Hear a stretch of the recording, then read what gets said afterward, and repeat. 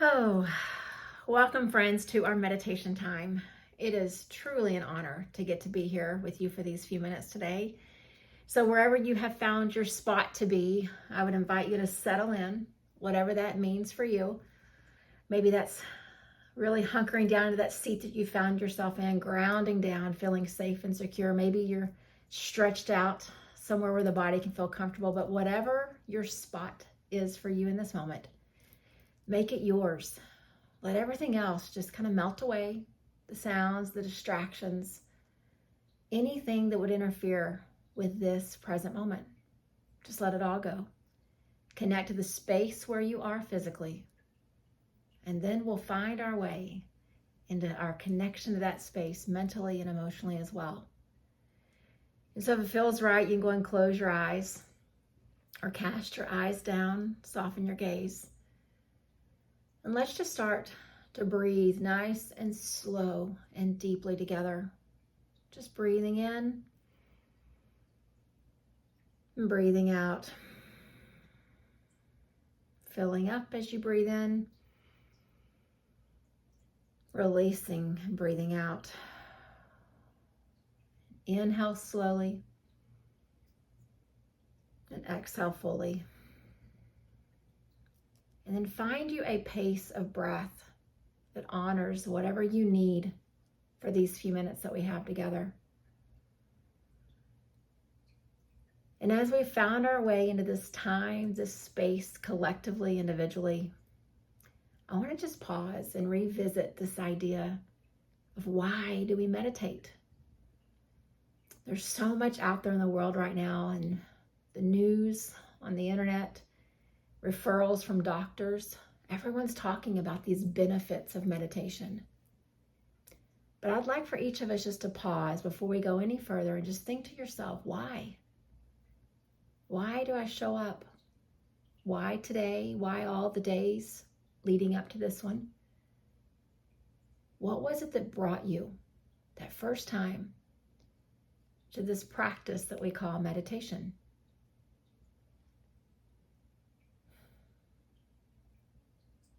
And for some of us, we'll remember that first why, and we'll realize how much it has evolved and grown over time. And for others, you'll remember that why, and then that just re-solidifies your showing up, your reason. But whatever that why looks like for you, the one thing that we all have in common is we all have these really incredibly efficient and busy minds. The same minds that serve us in so many capacities of our normal everyday life can oftentimes be a hindrance to the times that we show up for meditation. We have these thinking minds that someone has decided thinks about 70 thoughts a day, and so we show up for these few minutes of quiet and stillness.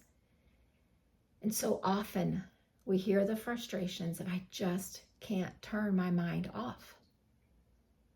Well, I want to tell you here in this moment, from all the teachers who have taught me and all the study that I've had over all these years, that's not the point of meditation. No one's asking us to turn our minds off.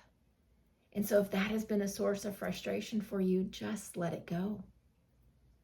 We show up to meditation to be fully aware, heading toward the state of this higher consciousness, where I can assure you we are alert and our minds are connected.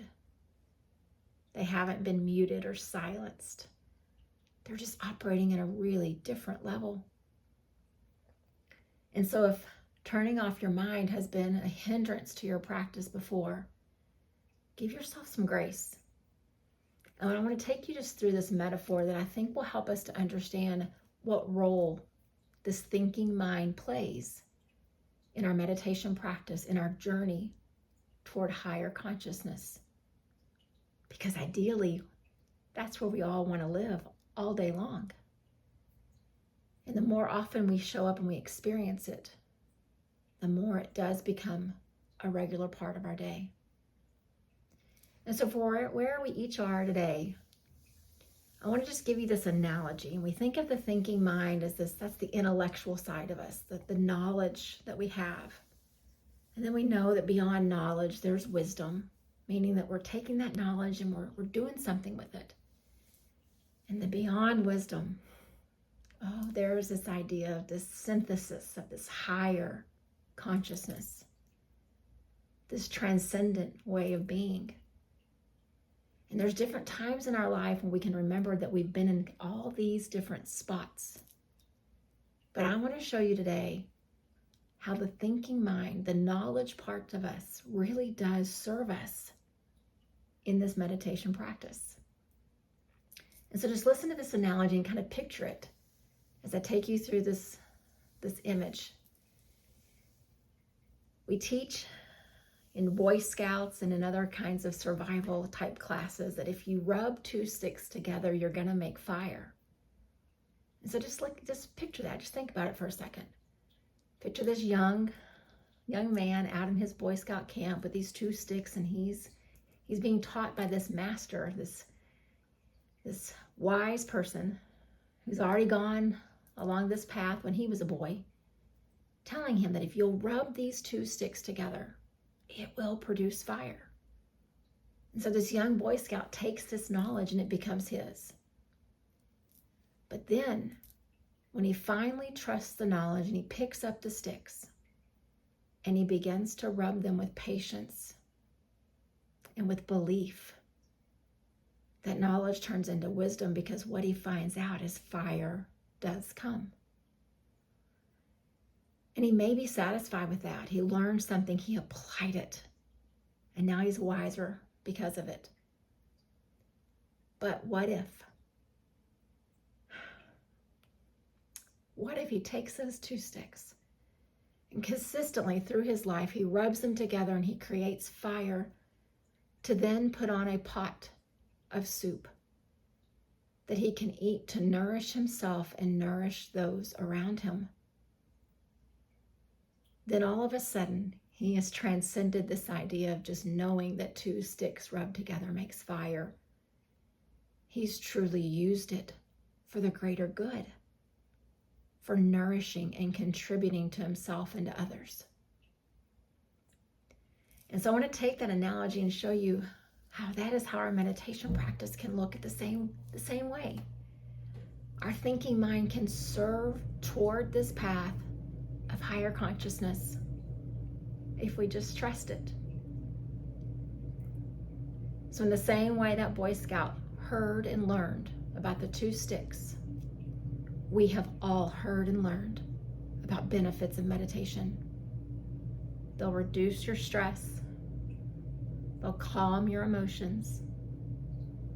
They'll help you through a difficult time, and on and on. We read it in magazines and the newspaper. We hear it from experts. There are benefits to meditation. And our thinking mind grabs onto those little nuggets of facts and just stores them away. But that's all they are. Just like with that Boy Scout, it was just a fact that someone had said, until we pick up the sticks like he did, meaning we show up. We show up. Whether it's here in this moment today that we have together, or a time throughout your life when you've shown up and you found that cushion or that spot and you closed your eyes and you became aware of the breath, you became aware of the emotions, you became aware of the thoughts, and you brought all of it together into the present moment. So you took the thinking mind's knowledge of the good parts of meditation and you applied them and became wiser. But then think about that young boy and those sticks and that fire, and how all of a sudden it became a vehicle for creating soup to nourish and feed and develop the world around him. So we know that meditation has benefits. We show up. We have an alarm on our phones. We have a set time on our calendar, and those are good things. But what if all of a sudden we find ourselves allowing our meditation practice to nourish us, even when we're not on the cushion or in the chair or at the designated time? What if we find ourselves pausing all throughout the day? We've set a standard in our life to show up at a certain time, collectively or individually or whatever it looks like. And we catch a glimpse of this transcendent way of being. And all of a sudden we begin to want more of that in our life. And that is when this thinking mind has taught us to do something with the things that we know. So in that way, I would tell you, don't turn your mind off when you show up. Let it show you and reveal to you what you need to see in that moment. And the more often you show up, individually or collectively or whatever time of day you do it, you'll start to find the nourishment.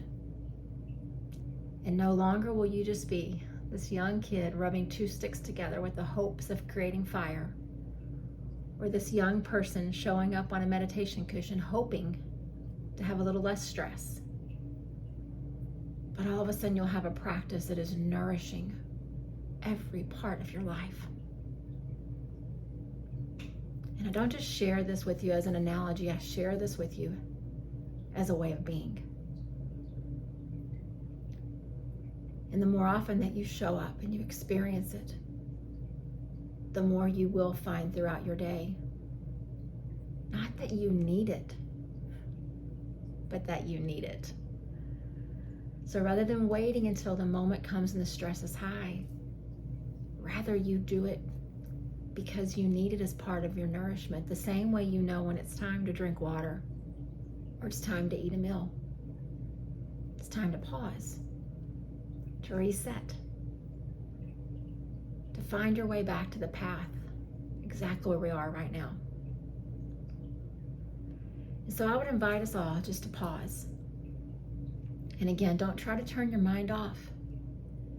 Be aware of your thoughts. Let them come in. See what is there. See the clarity, but also see the distractions. See the things that come up that could be your stumbling blocks later on. Let this time serve as continual teaching along this path. So as I grow quiet, me and my space, you and yours, realizing we're all doing more than just rubbing sticks together.